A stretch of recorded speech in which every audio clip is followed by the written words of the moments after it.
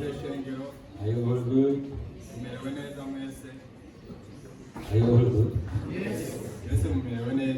Yes. I'm so happy to see our brother once again. And all of a sudden power went off. But good thing is that today God gave us the cool weather. You don't feel hot much, right? So really God is the one who leads us continually for the blessing. So no matter how we are, whoever with God, finally they shall be blessed. It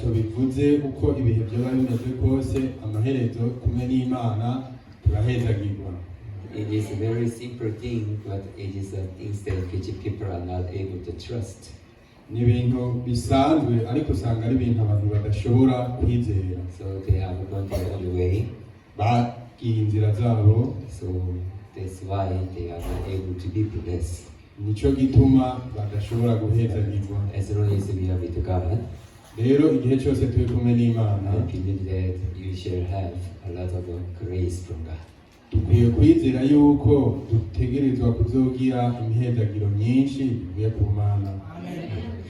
Today let's open Matthew chapter 21. Matthew chapter 21 from verse 23 to 32. Matayo 21 kuva ku murongo wa 23 gushika ku 33. Matthew chapter 21. Matayo 21 from verse 23 to 32. Kuva ku murongo wa 23 gushika ku 32. If you are ready, we read in Kirundi. Nimba mwashitseyo turasoma mu Kirundi. Abaherezi bakuru babaza Yesu ububasha bwiwe. Yinjiye mu rusengero ariko arigisha, abaherezi bakuru n'abashingantahe b'ubwo bwoko baza kuri we. Baramubaza bati ububasha ki bugutera gukora ibyo, kandi ninde yaguhaye ubwo bubasha?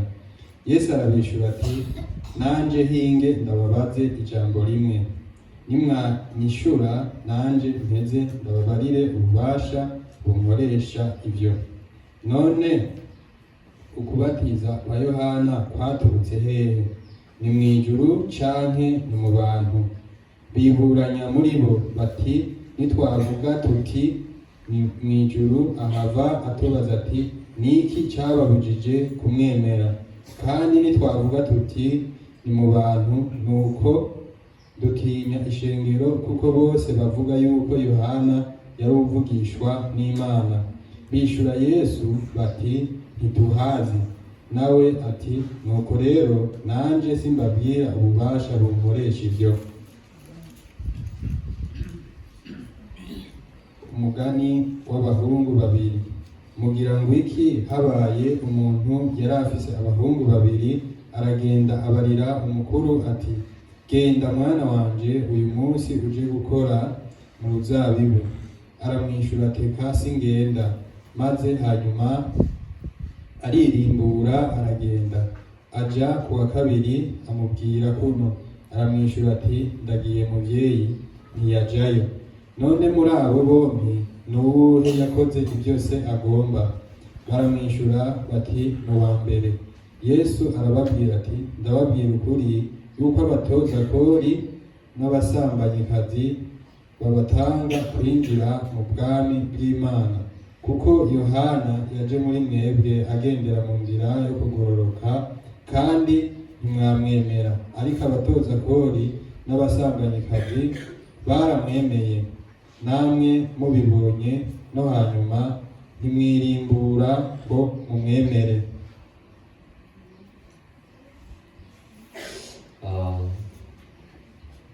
The way how men are able to change, inzira abantu bashobora guhindukamo, is from the moment then when men are able to open their heart and listen what others are saying. ni igihe abantu bashoboye kugurura imitima yabo bakumviriza ibyo abandi bavuga. Most of people are being self-centered by themselves. Abantu usanga baragize urufatiro mu byiyumviro byabo gusa. So mostly they are listening their own voices only. Kenshi usanga bumviriza amajwi yabo yonyene. And they believe that my own voice is the truth. Kandi bakizera bati ijwi ryanje n'ukuri. And it is the one that which can protect me. Kandi niryo rishobora kundinda. Other things I have to be careful. That's how people are thinking. Abandi bakiyumvira bati ntegerezwa kugaba. Uko niko abantu usanga biyumvira. So the one who has been self-centered by themselves strongly. Abantu rero usanga baragize urufatiro ibyiyumviro byabo gusa. It is very hard for them to accept other voices. Usanga bigoye cyane kuri bo ko bumviriza irindi jwi. But they are insisting their own voices to others more strongly. Ariko usanga bashimitse kuri ibyo byiyumviro byabo gusa bivuye mu ijwi ryabo. So those people say, I'm right, you are wrong. Abo bantu rero usanga bavuga ati je ndi mukuri wewe uri mu kinyoma. Yeah, you are the one who should listen me. Ni wowe utegerezwa kunyumviriza. You are the one who should change. Kandi ni wowe utegerezwa guhinduka. That is always how people are thinking. Uko rero niko abantu iminsi yose bama biwe. As the Bible was told us, the best mind that man can have in this world. Igihe umwungere Paki ariko aratwigisha umutima nyakuri abantu bakwiye kugira muri iyi si. I'm right. Ndi mukuri. You are wrong. Uri mu kinyoma. But I receive. Ariko ndavyakiriye. That is the best mind that people can have in this world. Uwo mutima urahebuje mwiza abantu bashobora kugira mu isi. On my side, I'm right. Ku ruhande rwanje ndi mukuri. And you are really wrong.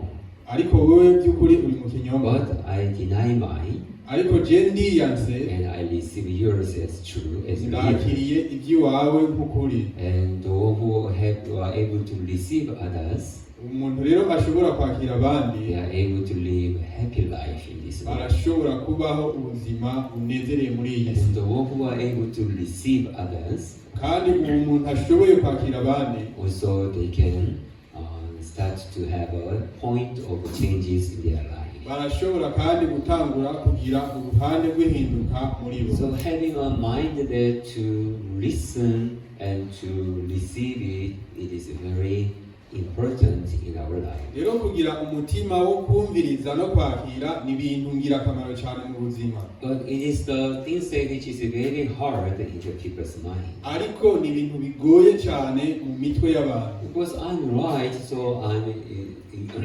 insisting the one which is right.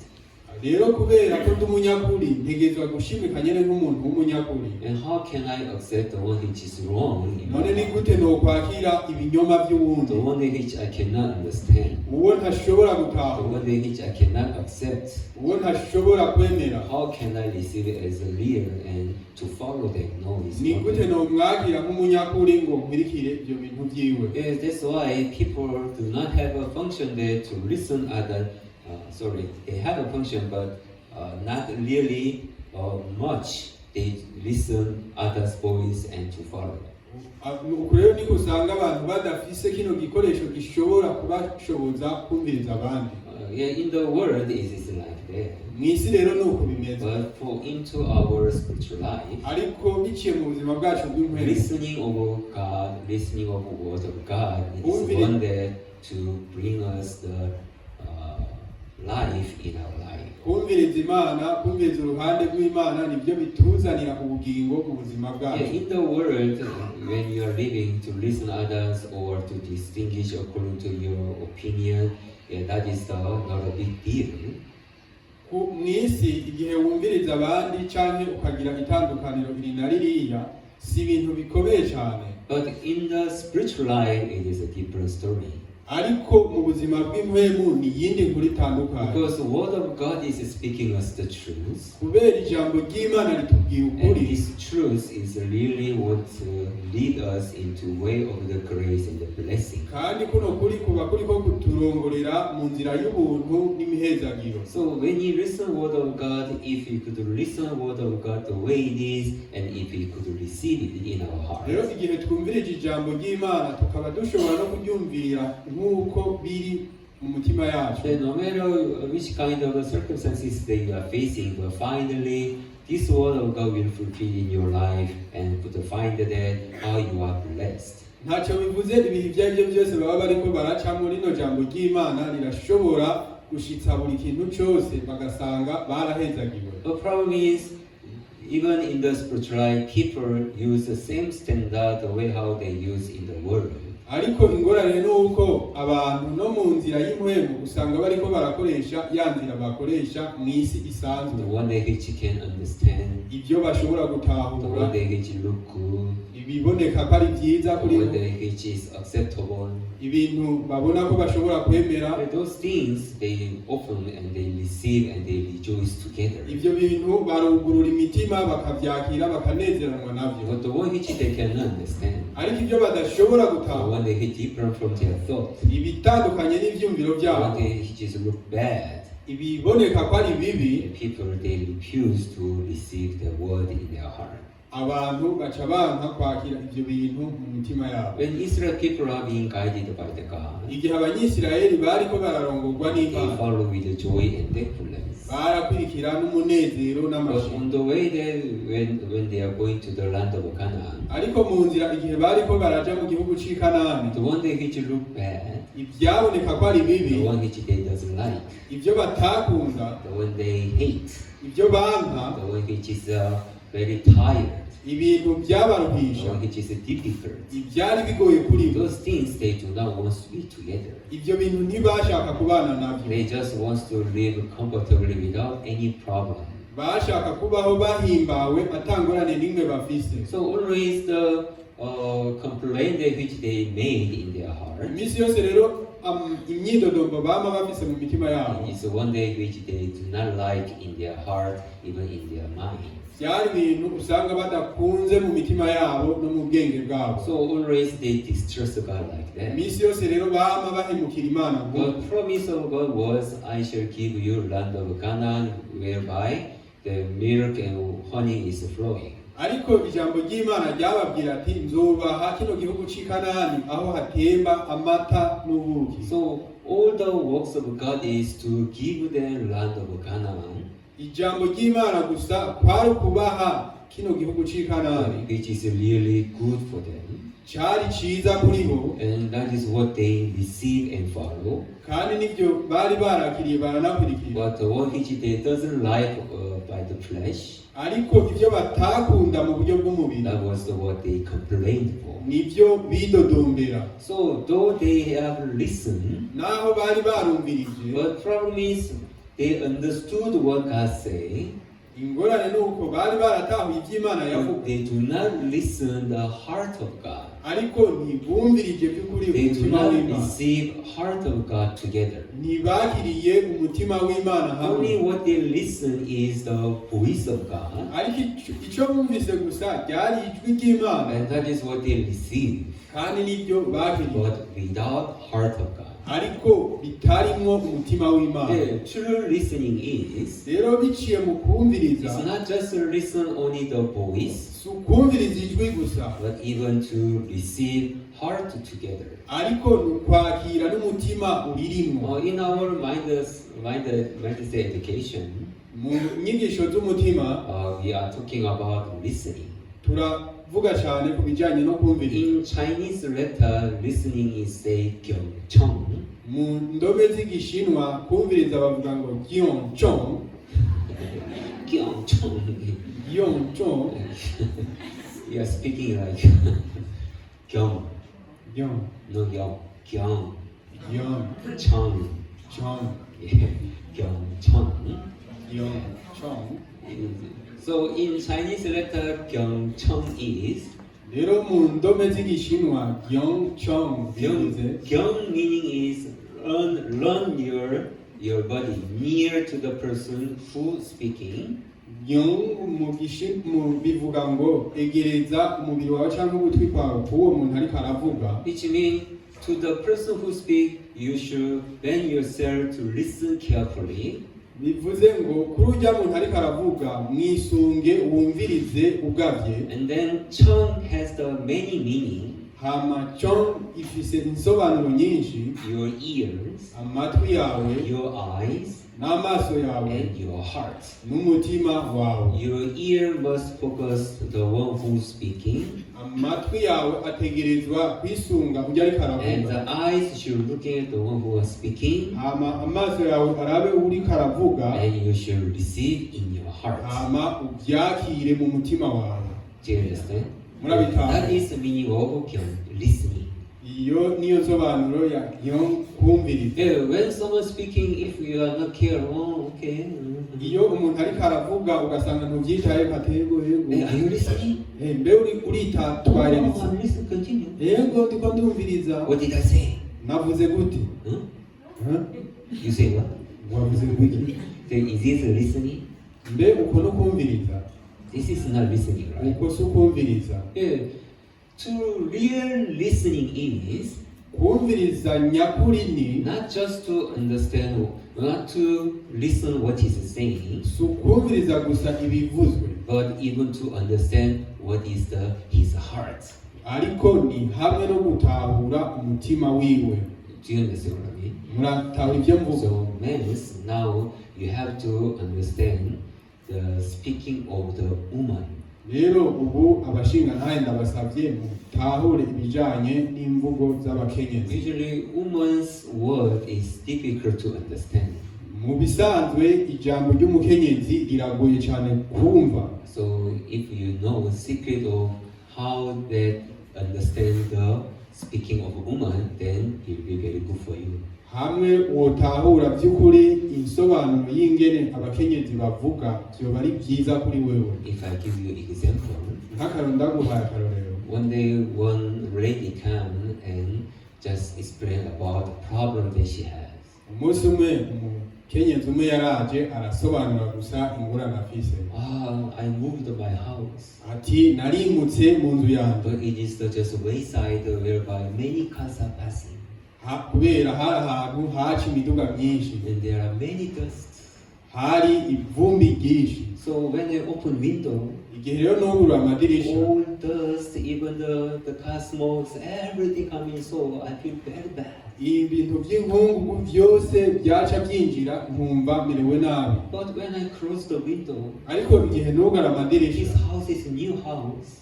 iyi nzu yaciba nshasha, So everywhere is a new paint. n'amarangi yose akaba So mashasha. there is a very strong smell of a painting. Rero hari kandi akamoto keza k'ibyo bintu I basiga. feel very dizzy. I feel very dizzy. Rero numva umenga It's ndazererwa, a headache. ndameneka n'umutwe. So I don't know whether it's good to open window or close window. Sinzi rero ko ari byiza kugurura amadirisha canke kuyugara. Means, Bashinga, what are you going to help her? uwo mufasha iki? What are you going to say? Uwo mvuga iki? Is it good to open window or close window? Ni byiza kugurura amadirisha canke kuyugara? Means, when you make an answer, Hari umushinga ntayo ushobora kwishura? what is the right answer in this case? None inyishu y'ukuri muri kino kibazo ni iyihe? Nobody knows? Nta n'umwe ayizi. Open window. Kugurura amadirisha. Open window is better. Kugurura amadirisha ni byiza. Close window is better. Kuyugara ni byiza. I don't know. Ntabyo nzi. You cannot get married if you don't know this.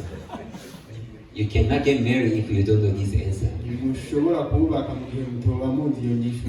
Right answer is, Inyishu y'ukuri ni uko are you okay? umeze neza. You don't need to go to hospital?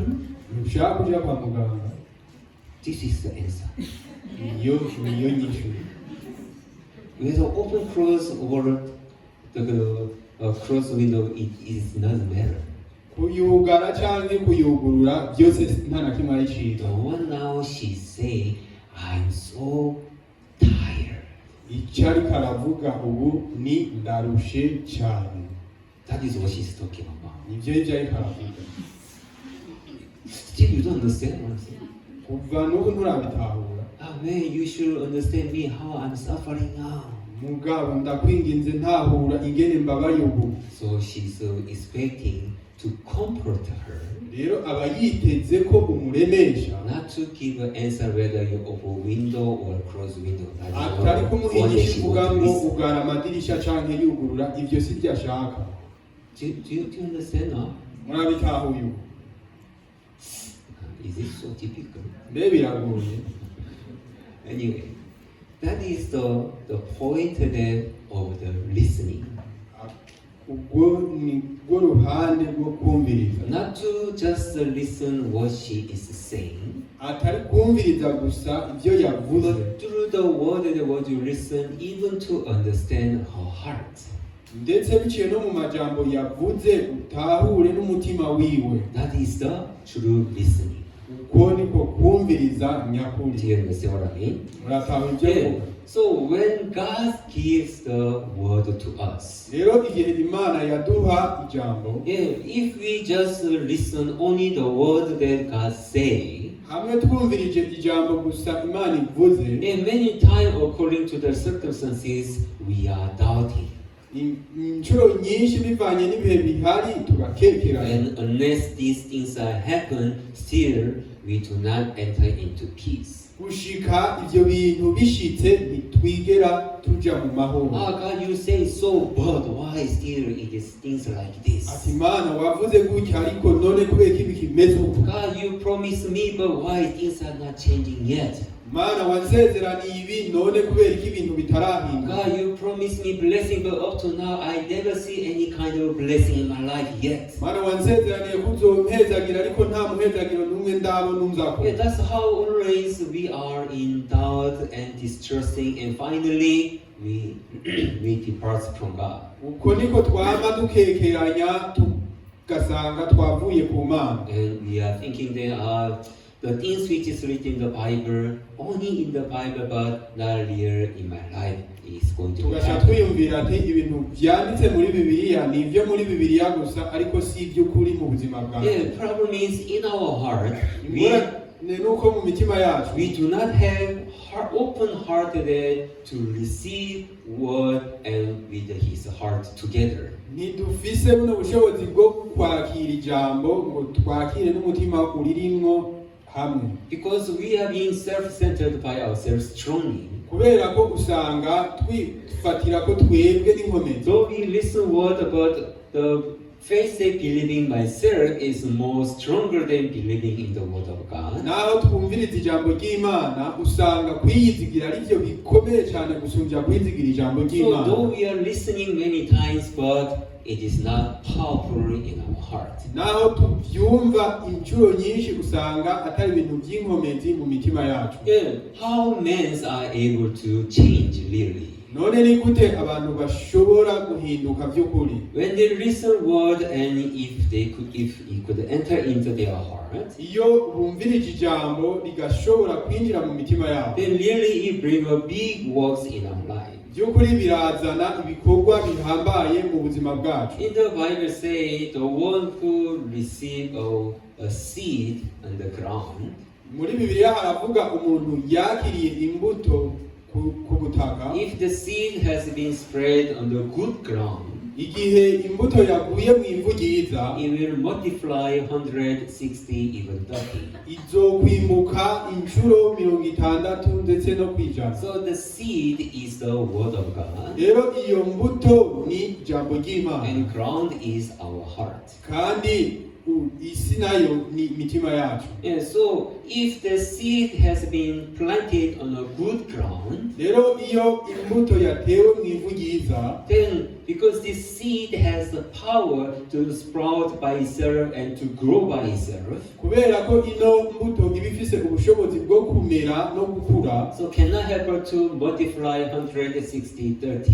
nta kindi kiyibako uretse kwimbuka ikagwira inshuro 60. That is the seed, power of the seed. Rero ubwo nibwo bushobozi bw'imbuto. So when word of God has been planted well in our heart, Rero igihe ijambo ry'Imana ryatewe neza mu mitima yacu, it depends on what kind of heart that you have. bivanye n'umutima ufise, this word of God can work powerfully in your life. iri jambo ry'Imana rizokora n'inkomezi So mu you buzima can bwawe. multiply 160, 30 like this. Uzogira umwimbu ushika no ku 60 gutyo. That is the powerful life that our brethren are able to live in this world. Ubwo nibwo buzima bw'inkomezi bene data bushobora kubaho muri iyi si. The problem is, though we listen, Ariko ingorane nuko naho twumviriza, we do not have a heart to listen the way it is in our heart. ntidufise uno mutima wo kumviriza mu buryo biri mu mitima yacu. So it seems like it is growing, but it's not growing continually. Usanga ikirakura mugabo itabandanya ikura, Because my thought, kubera ivyumviro vyanje, my experience, kubera uburambe bw'ivyo my nabonye, own standard, kubera imfatiro zanje. there are so many things that which is block this word of God not to grow, not to multiply in your life. Usanga rero hari ibintu byinshi biriko birabuza rino jambo ry'Imana gukura no kugwira mu buzima bwawe. Seems like we are following certain moments, Rero kuva igihe tuba turiko turakwirikira mu gihe kanaka, but it cannot go continue because our hearts are not able to stay in faith continually. bibandanya bikura kubera ko imitima yacu nishoboye kuguma mu kwizera ubudasiba. Yeah, for example, even our salvation. Nk'akarorero no ku bijanye n'agakiza Yeah, kacu. first time we understood that we have to obey the law, we have to be a good, sincere, with all things, we must be perfect. That's how we can be blessed. That's people are how understood. Ku nshuro ya mbere tuba twarumvise yuko dutegerezwa gukurikiza ivyagezwe, dutegerezwa gukora neza, hama tukazohezagirwa. Usanga uko ariko abantu babitahura. So people say, we have to obey the law. Abantu baravuga ngo dukwiye gukurikiza We amabwiriza, have to love neighbors. dukwiye gukunda bagenzi bacu. Yeah, sounds so good, Byumvikana neza, but do not know that whether really they can do or not. ariko ntibazi nimba by'ukuri bashobora kubikwirikira. But just that is what they know and continually pushing them to do it. Ibyo bazi gusa ntibiguma bibasunikira gusa kubikora gutyo. Well, when they comes to the point of the salvation, Ariko iyo bashitse ku rugero rw'agakiza, what of God says so differently. ijambo ry'Imana rivuga mu buryo butandukanye Your cyane. salvation is not through your works, Ati agakiza kawe ntikava mu bikorwa, but your salvation is only by the grace of God. ariko agakiza kawe kava mu buntu bw'Imana gusa. So when they listen, then the one who are doing sin, even they are able to receive salvation. Iyo wumvirije usanga n'abantu bakora ibyaha nabo barashobora kwakira Hey, agakiza. even myself, each every day I found myself in sin. Ndetse na jewe naho buri munsi naba nisanga mu cyaha. So the one who does the sin continually, how can they say they are righteous? Umuntu abandanya akora ibyaha ni gute yovuga ngo aragororotse? Well, the one which the Bible say, the one which God say to us in the Bible. Ariko icyo Imana itubwira, icyo ijambo ry'Imana itubwira muri Yeah, Bibiliya, that is how you are. I knew. ati uko niko muri ndabizi. That's why I'm not expecting you to be a good person by yourself. Nicyo gituma ntiteze ko mwoba abantu beza ubwanyu. Yeah, it's sure by the works not possible to be righteous by yourself. Ni iby'ukuri ntibishoboka biciye mu bikorwa byawe ko woba umugororotsi. So not through you, but through my son Jesus. Ariko ntibiba biciye muri wewe, ariko biba biciye I mu mwana wa forgive Yesu you, I Kristo. wash you, Narakubabariye, narakwogeje, I justify you. naragutsindanishirije. That is now what Bible is talking about our salvation. Uko niko Bibiliya iriko iravuga ku bijanye n'agakiza kacu. So when people listen that, Rero iyo abantu bavyumviriza, some people say like this. abantu bamwe baravuga That is the one which is come from the Adam and Eve. ati ivyo ni vya vyaha vyavuye kuri Adamu na Eva. But now we are not in that generation. We are the person who does sin continue. Ariko ubu ntitukiri muri ruriya runganwe, turi abantu tubandanya dukora ibyaha. So we have to repent to continue. Rero dukwiye kubandanya That's twihana, why we have to obey the law continue. dukwiye kubandanya dukurikiza That's amabwirizwa. why we must be a good continue. Nico gituma dutegerezwa kuba beza ubudasiba. Yeah, though they listen what God say, Naho bumviriza ivy'Imana yavuze, but but they do not receive the heart of God in their heart. ariko ntibigera bakira umutima w'Imana. Continually, they are insisting of their own thoughts and the one which they knew in their heart. baguma bashishikarijwe ku byiyumviro byabo gusa n'ibyo bazi mu mitima yabo. Though God is talking about eternal redemption, naho Imana iri kivuga ku bijanye n'icungurwa ry'ibihe bidashira, they do not want to accept eternal redemption. ntibashaka kwemera kuno gucungurwa kw'ibihe bidashira. And truly, Bible, when they offer, they can find talking about eternal redemption on the side of God through Jesus. biciye muri Bibiliya iminsi yose buguruye bama babona kuno gucungurwa kw'ibihe bidashira kw'Imana biciye muri Yesu, Which is given freely by grace. kwatanzwe kubw'ubuntu biciye mu buntu gusa, Which is very easy and simple. horoshe kandi gusanzwe. Just to receive it. Then I can be justified. kubyakira byonyine ndashobora gutsindanishirizwa. It is very simple things, simple way that men are able to be justified. rero ni inzira yoroshe ku bantu ku buryo boshobora gutsindanishirizwa, So that is what people refuse. ariko ibyo ni byo abantu banga, Because I don't think so. kubera atariko Oh, ndabyiyumviye. this is the things different from what I heard before. ati ibyo ni ibintu bitandukanye n'ibyo numvise. If it's simple like that, who will go to hell? hamwe byoba byoroshye nk'uku ninde yoja mu muriro? How men can be justified just like that simply? ni gute abantu boshobora gutsindanishirizwa gusa muri ubu buryo bworoshye? Then people are going to commit the sin freely, continually. hama abantu bagaca babandanya bikorera ibyaha uko bashatse. So their thought is above the word of God. ibyiyumviro byo byabo usanga biri hejuru y'ijambo ry'Imana. So though God has given us our salvation freely by His grace, but people are not able to rejoice together. naho Imana yaduhaye kano gakiza biciye mu buntu, abantu usanga badashobora kubinezerererwa. Really, God made us very simple and easy for men to be justified. by'ukuri Imana yarabyoroheje ibisanzwe ku muntu ko atsindanishirizwa Just by the Jesus Christ. biciye muri Yesu Kristo gusa. It is something very simple thing. ni ibintu byoroshe. If anyone who deny and forsake their thought in their ways, hamwe umuntu yobyanga yokwanga inzira ziwe n'ibyiyumviro byiwe, if they have a heart to receive word of God the way it is, hamwe boba bafise uno mutima wo kwakira ijambo ry'Imana nk'uko riri, by the moment that they receive, they can change immediately. kuva ujya munsi baryakiriye barashobora guhinduka ubwo nyene. That is how word of God is. uko niko ijambo ry'Imana riri. Even the scriptures that we read today. ndetse no ibyanditswe twasomye uyu munsi, Here there is a Pharisees and scribes ngaha hariho inkuru y'abafarisayo, and high priest. abafarisayo n'abaherezi. Isn't it? They came and now arguing with Jesus Christ. baraje batangura kuharira na Yesu Kristo. Problem of these people is ingorane ya bano bantu yari the uko one which Jesus Christ is saying. ibyo Yesu yavuga, They have a heart that not to listen any single word what Jesus Christ said. bari bafise umutima wo kutumviriza akantu na kamwe mu byo They Yesu have a yavuze. heart that to argue with Jesus, but not to listen what Jesus Christ said. bari Even a bafise single uno word. mutima w'impari gusa ku byo Yesu ariko aravuga, atari kwakira ikintu na Then kimwe mu who byo gave yavuze. you such authority? ati ninde yaguhaye ubwo bubasha? Who you are so that you are able to do like this? urinde kugira ngo ukore ibi. So they are approaching to Jesus to argue, not to listen, not to understand what Jesus rero bari said. begera Yesu gusa kugira bamushire mu mpari, atari kugira bakire bongere banatahura ibyo avuga. So that's why Jesus Christ is given an example. nico gituma Yesu yariko arabaha kano karori. To the certain man there is two sons.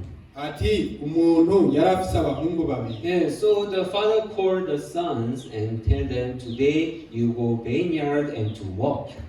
ati uno se wabo arabwira umwe ati uno munsi genda mu ruzabibu gukora. And first one said, yes, I will go, but he didn't go. umwe avuga ati ndagenda ariko ntiyagenda. Second one said, no, I will not go, but he changed his heart and went vineyard and to walk. uwa kabiri nawe yavuze ati ingerayo mugabo arahindura umutima wiwe aragenda So gukora. Jesus said, among these two, who does according to the will of God? Yesu rero yaravuze ati muri bano babiri ninde yakoze Who nk'uko is Imana the ishaka? one that listened the voice of the Father? Ninde yumvirije ijwi rya se wiwe?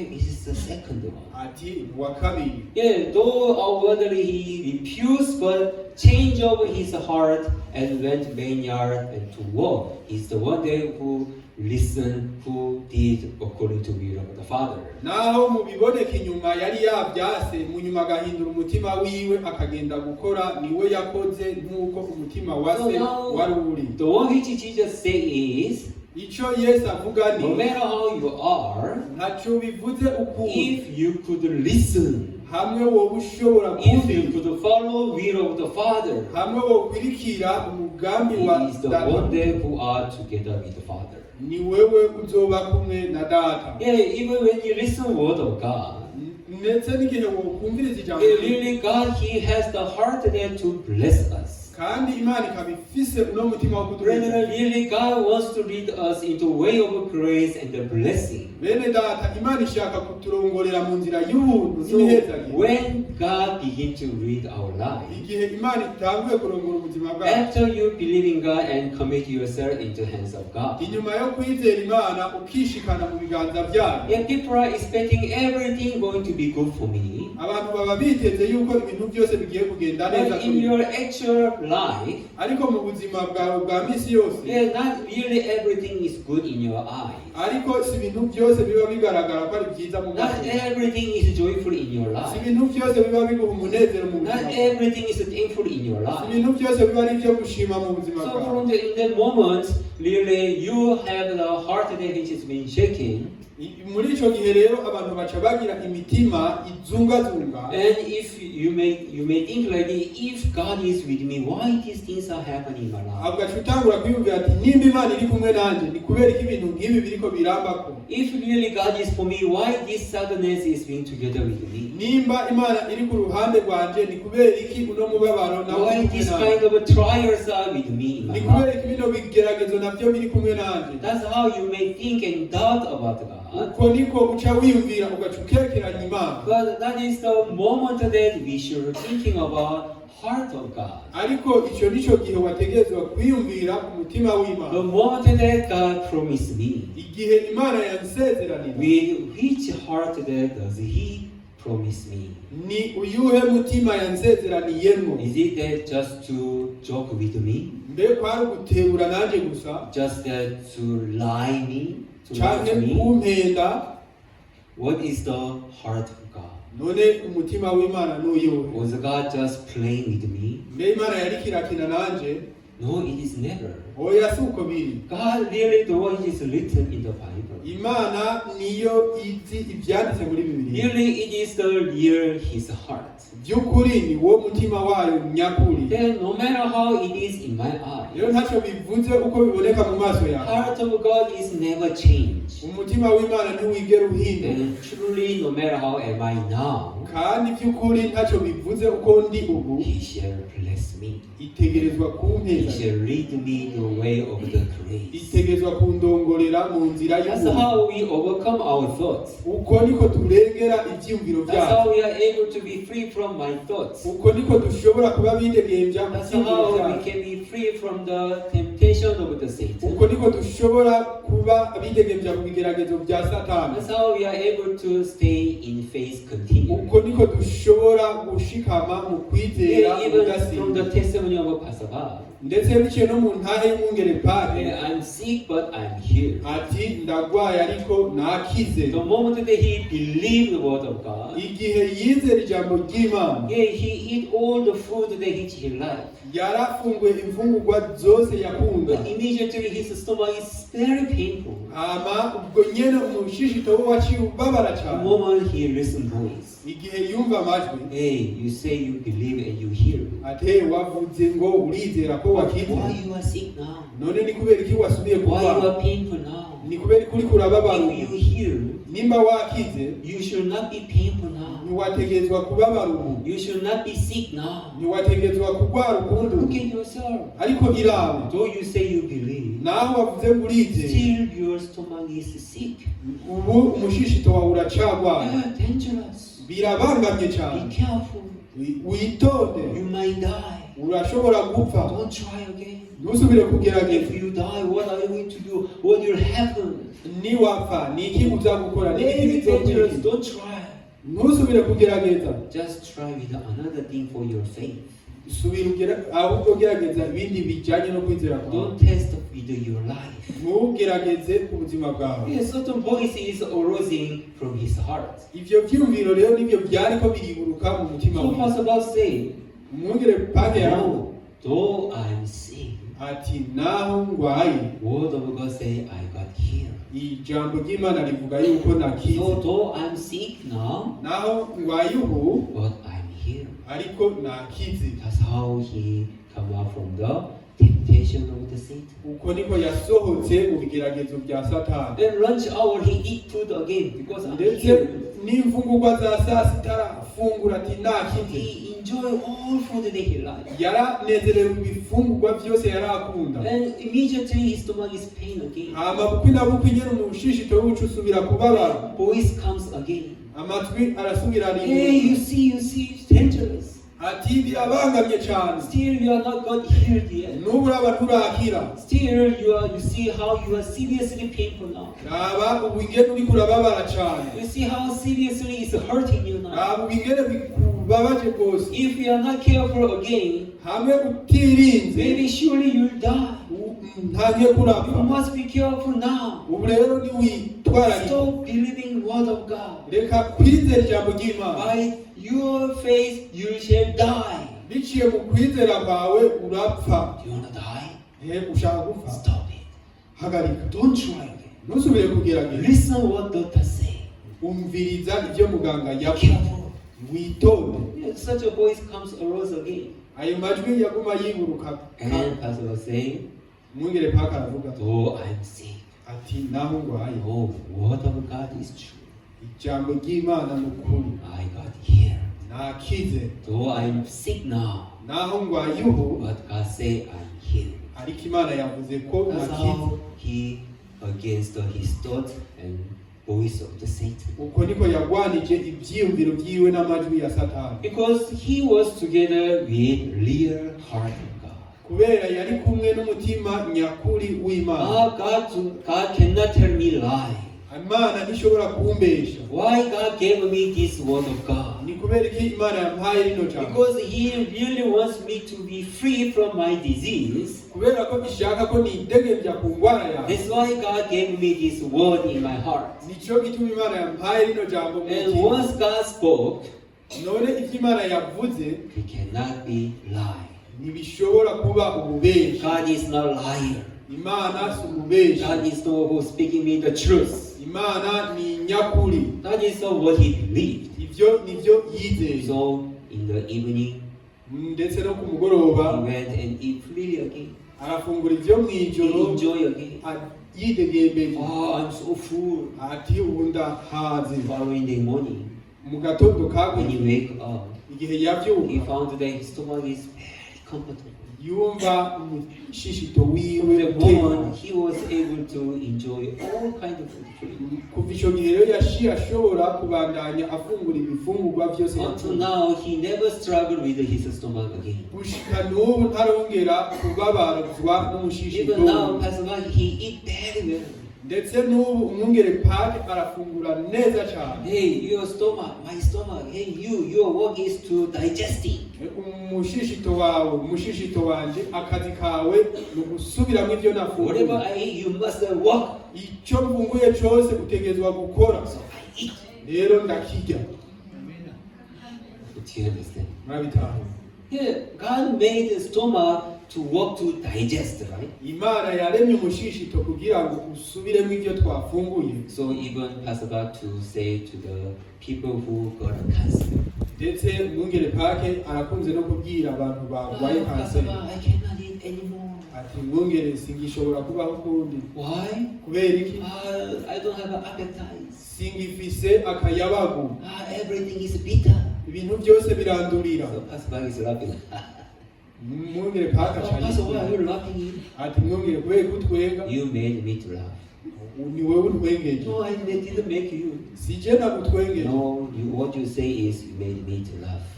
Ivyo uvuze utegerezwa gufungura cyane. Hey, sister, listen. Ati umviriza. The man who got disease, umuntu yarwaye, just because do not have an appetite, kubera adafise akayabagu, that's why I cannot eat. Nicyo gituma adashobora gufungura. What does it mean? Bisobanura iki none? You want to die. Ugiye gupfa. No, I don't want to die. Oya sinshaka No, gupfa. that is meaning that you want to die. Iyo ni insobanuro y'uko ushaka gupfa. Your stomach is still strong. Umushishito wawe uracakomeye. Whatever you eat, icyo ufungura cyose you will digest it.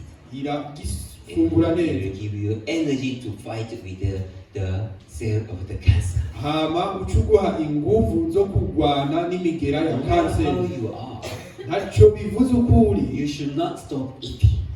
Utegerezwa guhagarika You gufungura. must eat. Utegerezwa Do you gufungura. understand, sister? Murabitahura Yes, mushiki wacu. Pastor, that's true. I eat. Ati mwongere ko n'ukuri ndafungura. That's how she eat continue. Uko niko yabandanije afungura. Though it's bitter, no appetite. Naho byarumururira atakayabaho. Though it is have a pain. Naho yumva babara. Continue eating. Yabandanije afungura, abandanya afungura. That's how she against all the feelings, senses, even thought.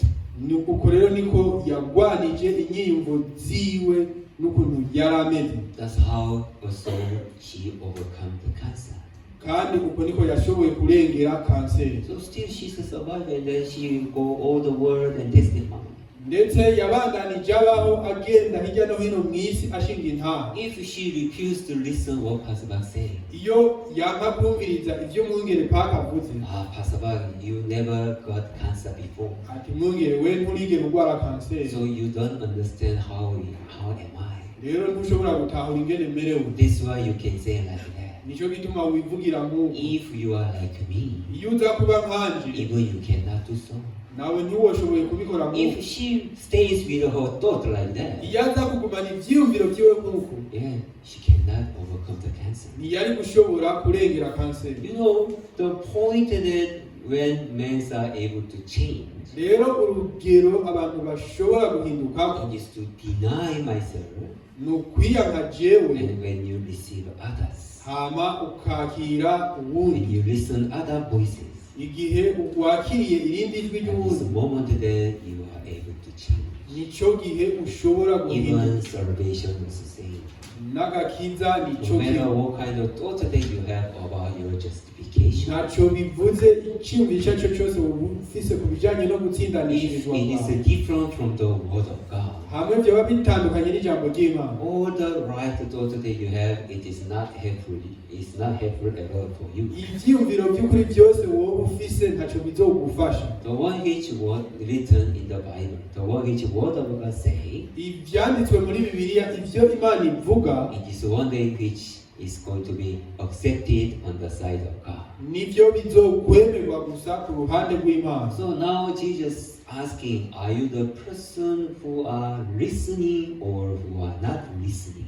Rero ubu Yesu aravuga ati muri abantu muriko murumviriza canke ntimuriko murumviriza. Are you in a position there to listen and to follow, or you are in a position there to listen but to deny my word? Mbe uri mu gihagararo cyo kumviriza no kwakira canke uri mu gihagararo cyo kutumviriza no kwanka ivyo mvuze? Brethren, what is the way of blessing? Bene data, none ni yihe nzira y'umuheza? It's not to follow your own thought and the insisting over your own righteousness or your right things in your life. si ukumviriza ivyumviro vyawe gusa canke gushimika ku bijanye no kugororoka kwawe n'ubuzima ukunda. Continually exhausting word in your heart and dwell in the word of God by faith.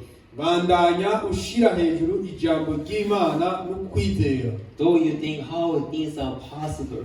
Naho wiyumvira uti mbe bino bishoboka No, gute? it is impossible how things are possible like that. Ibi ntibishoboka, none ni gute vyoba bishoboka? Though you might think like that, Naho utegerezwa kwiyumvira nk'uko. but with God, nothing is impossible. Hamwe n'Imana nta kidashoboka. So, no matter how it is in your eyes, Ntacyo bivuze uko biboneka mu maso yawe. living in God's word continually. Kwizera Imana ubudasiba. Become a person who are listening the voice of God. Hinduka umuntu ariko arumviriza ijwi ry'Imana. And become a person who deny all other voices in your life. Hama ube umuntu yanse ayandi majwi yose. Then truly God will lead you into the way of grace and blessing. Kandi by'ukuri Imana izokurongorera mu nzira y'ubuntu n'imihezane. And you shall see the mightiness of God. Kandi uzobona ubushobozi buhebuje And you bw'Imana. shall glorify the name of God in your life. Hama ninahaze izina ry'Imana. Be in a position who are listening. Turi mu kibanza cyo kumviriza. Not only the word, Atari jambo gusa, but with heart of God together. ariko hamwe n'umutima w'Imana. So that we shall be blessed. Kugira ngo duhezagirwe. Why this high priest, even the elders could not receive salvation? Nico gituma bano baherezi na bano bafarisayo batashoboye kwakira agakiza. Because they do not have a heart there to listen what Jesus is saying. Kubera ko batari bafise umutima wo kumviriza ivyo Yesu They avuga. are just having heart there to against Jesus. Bari bafise umutima gusa wo kurwanya Yesu Kristo. Because they do not understand. Kubera batabitahuye. They are not able to understand how men are able to do like this. Ntibatahura ingene umuntu ashobora gukora nk'uko. Who gave you such an authority to do like Ati this? ninde yaguhaye ubwo bubasha bwo gukora ivyo? So that is the heart that fix the mind that they have. Uwo ni wo mutima ushimitse bari bafise mu So vyumviro though vyabo. Jesus Christ speaking the truth, Naho Yesu yariko avuga ukuri, though Jesus Christ does amazing things, naho Yesu yakora ibitangaro, though each and every word or works that what Jesus Christ do, it is the became appointed to against him not to change of themselves. igikorwa cyose Yesu yakora n'ijambo yavuga byaca bicika ibyo bagwanya. Even in our spiritual life, Ndetse no mu buzima bwacu bw'impwemu. if we are in faith to listen and receive, Hamwe twoba turi mu kwizera ko kumviriza no kwakira. every single moment it shall be the moment there to be thankful and to rejoice and to have a hope. Igihe cyose kubara akaryo ko gushima no kwakira ibyizigiro, But if we have a heart there not to listen, ariko hamwe twoba dufise uno mutima wo kutumviriza. each every single moment is to complain and to distrust and to also betray. Igihe cyose cyo giducikira akaryo ko kwidodomba no kutizera n'amaganya. Do you understand what I'm saying? Murabitahura. So have an open heart toward God. Rero mugire umutima wugurukiye ijambo ry'Imana. To receive word of God the way it is. Hama mwakira ijambo ry'Imana nk'uko riri. And really, the end, you shall find yourself how you are blessed by God. Hama by'ukuri mu mpera muzobona ingene n'abantu mushobora kubona imihezagiro y'Imana. Thank you so much. Murakoze cyane. Yes, dear Heavenly Father, Mana data wo mw'ijuru, really, you gave us the word to listen. by'ukuri waraduhaye ijambo ko turyumvirize. And anyone who listen your voice, surely they shall live. Kandi uwo ari we wese yumvira ijambo ryawe arabaho. The problem is we are listening of the voice of Satan together. Ariko ingorane nuko turyumvirizanya n'amajwi ya Satani. So always we are distrusting you and also we doesn't like to stay in faith. Imisi yose duca tuguhemukira ntituba abantu dushobora guhagarara mu kwizera. That's how our heart has been discouraged. Uko niko imitima yacu itendebukirwa. And we became very weak in the faith. Tugaca tuba abanyantege nke mu That's kwizera. how we depart from you.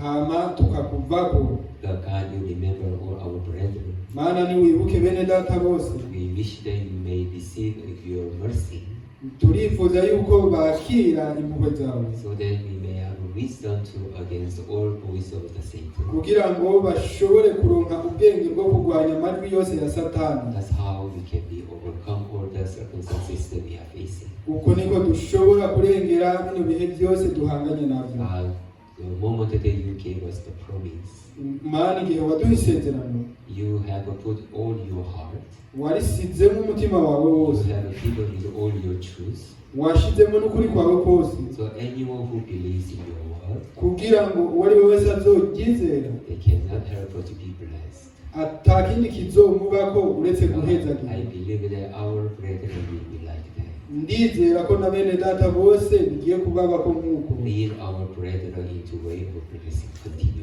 Rongorera bene data mu nzira y'imihezagiro ubudasiba. Thank you, Lord. We pray in Jesus Christ. Thank you, Lord. We pray in the name of Jesus Christ. Tubisenze mu izina rya Yesu Kristo. Thank you so much. Murakoze cyane.